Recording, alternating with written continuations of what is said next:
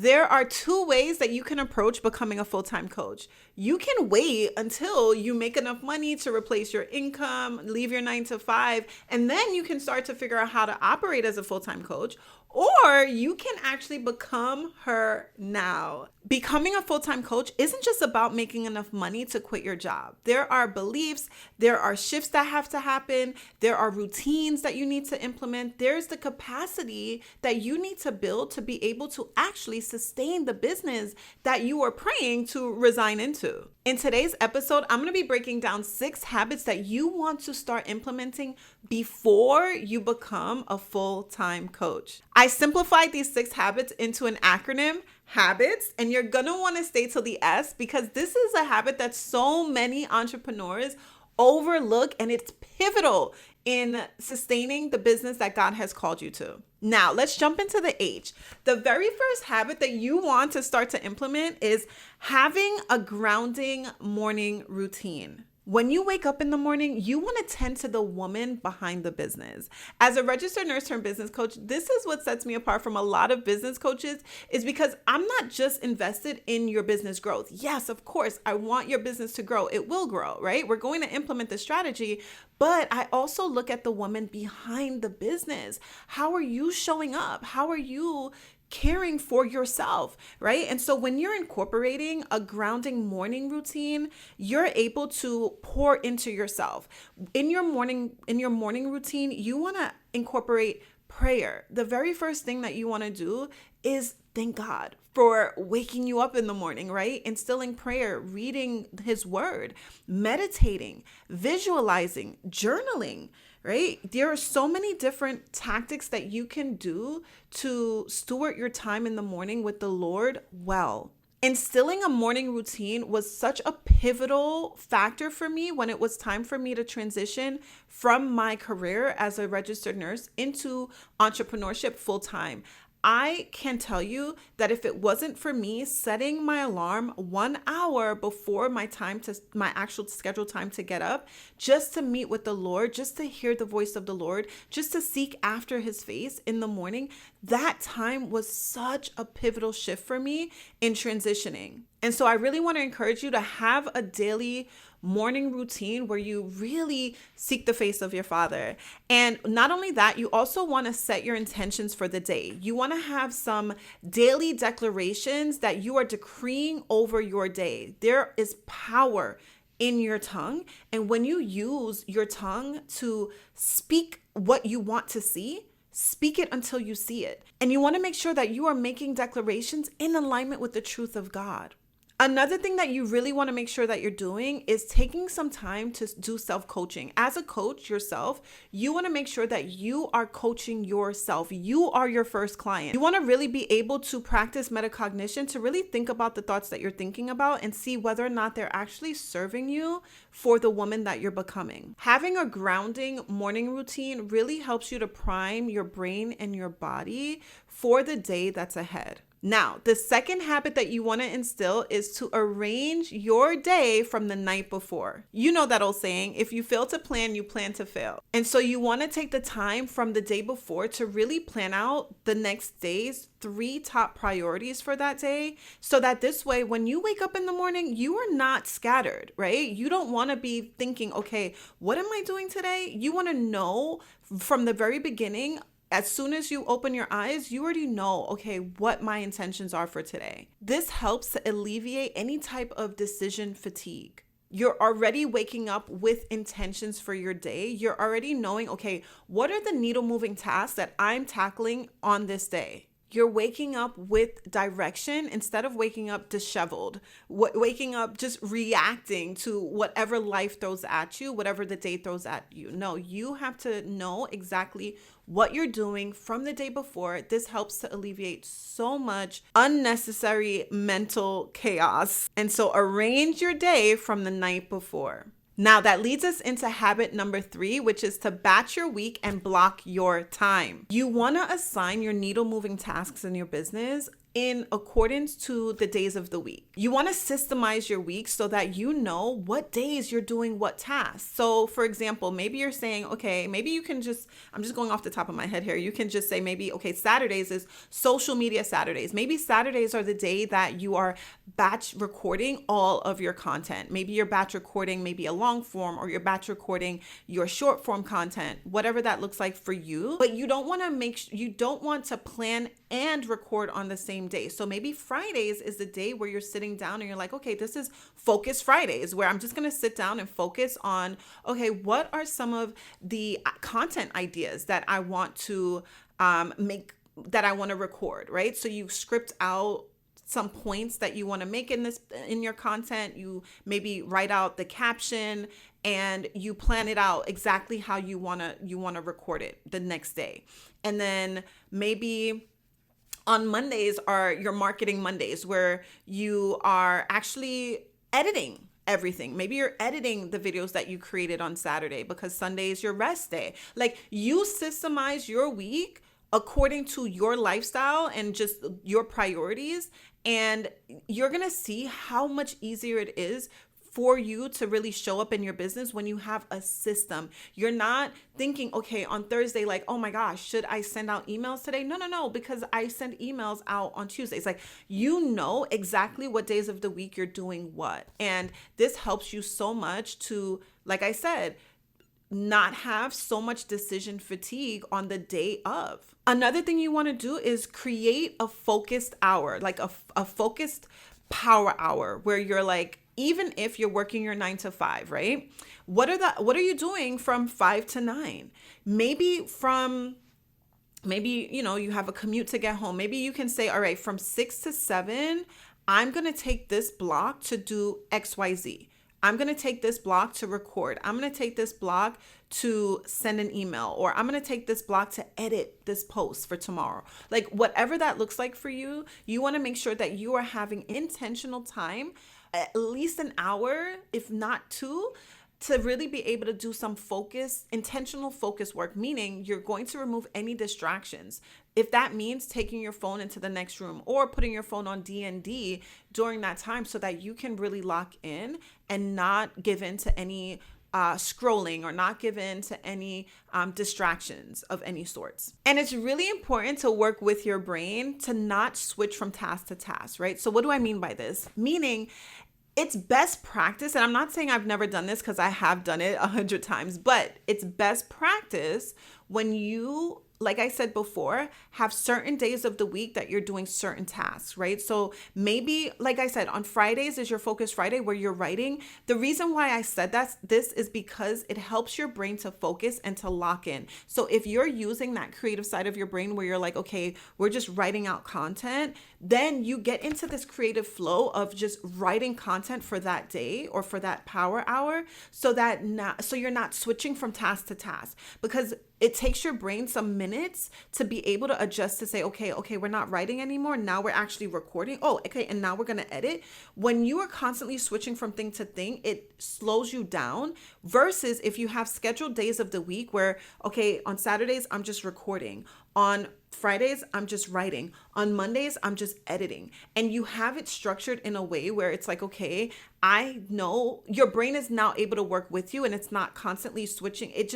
It speeds it up for you. You're able to create more content in that desired time block when you're locked in on one thing at a time, one type of task at a time. So when you batch your week and block your time, you begin to have a schedule of a CEO. You start to operate as a full-time coach even before you become a full-time coach, right? Your calendar is going to start looking like that of a full-time coach by incorporating just this simple habit of doing the needle moving task on certain days of the week, so that you have structure and order and systems to your week and your days. It's not about having more time, but it's about assigning the time that you do have an appropriate job. So that's habit number 3.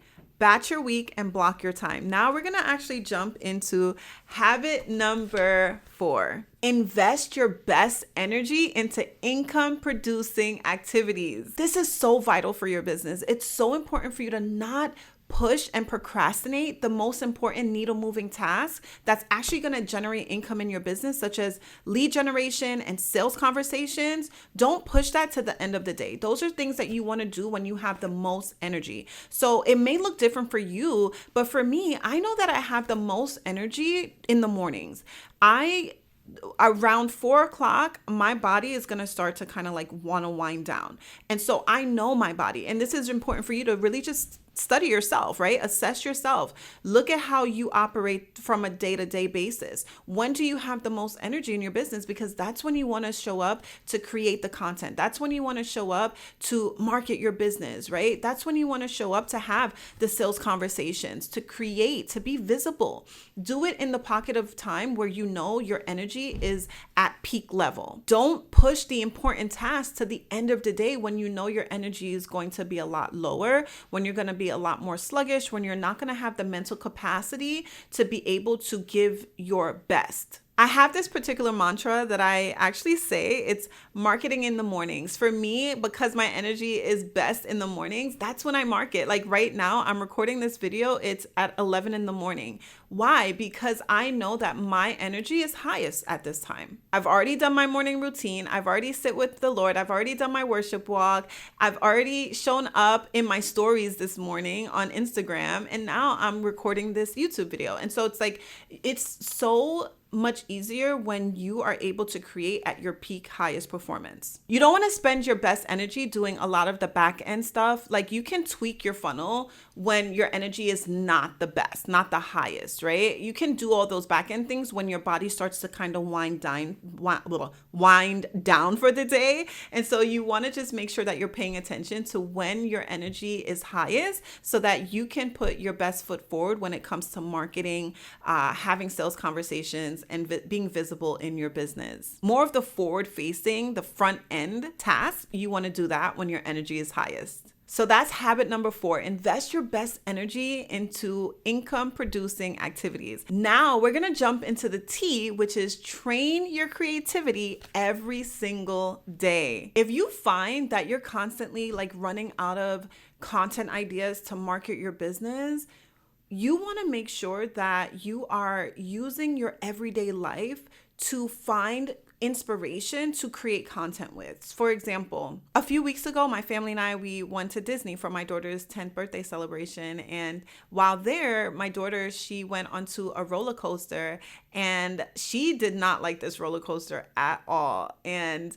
by the end of it, she was just like, I'm not doing this again. And I used that very experience to create a piece of content to talk about how this shows up with a lot of women in business, because your body remembers that last time that you launched and it flopped. Your body remembers the last time you spent an hour working on a reel and you got no engagement with it. And so because of it, it does not want to feel that level of disappointment again. And so it blocks you from showing up again in your business. And so I took something in my everyday life, right? Just a normal experience with my daughter, and use that to paint an analogy, to paint a picture for a lesson and brought it right back to my offer and how I help my clients to really learn how to work with their bodies, learn how to work with their belief systems and reprogram so that they can show up consistently and remain resilient in the business that they are praying for, the business that they want to resign into. This is the work that I help my clients to do. And I was able to just take something so simple like that and translate it into my offer. And so you want to constantly be looking throughout your day for different things that you are finding that you can connect right back to your offer. It helps to paint the picture and gives context for the work that you do in a different light. And it's so much fun to do it this way as well. And you'll never run out of content ideas because you're constantly looking for more inspiration. You're constantly creating from a different lens. And the more you have this creative it's the more you just can't stop. You can literally create content from anything. And I've done this for quite some time now, and it actually makes marketing and creating so much more fun. I also want to share with you that creativity is something that you actually practice. It's not something that you have to wait to feel. It's something that you practice, and the more you practice, the more creative ideas you're going to get. I can promise you that. You want to capture these ideas as they're coming in. So for me, I use a Google document to just write down all of my ideas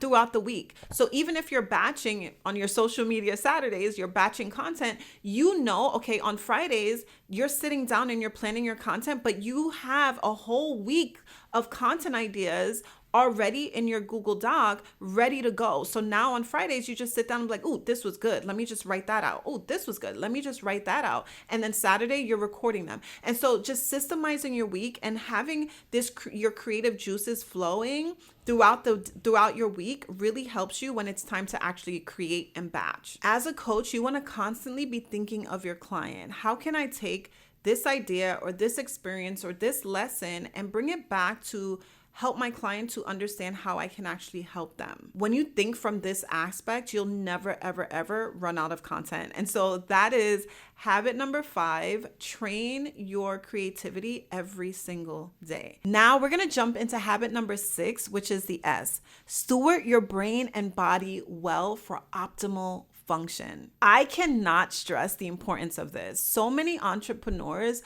want to build this business, but guess what? Their business is leading to burnout.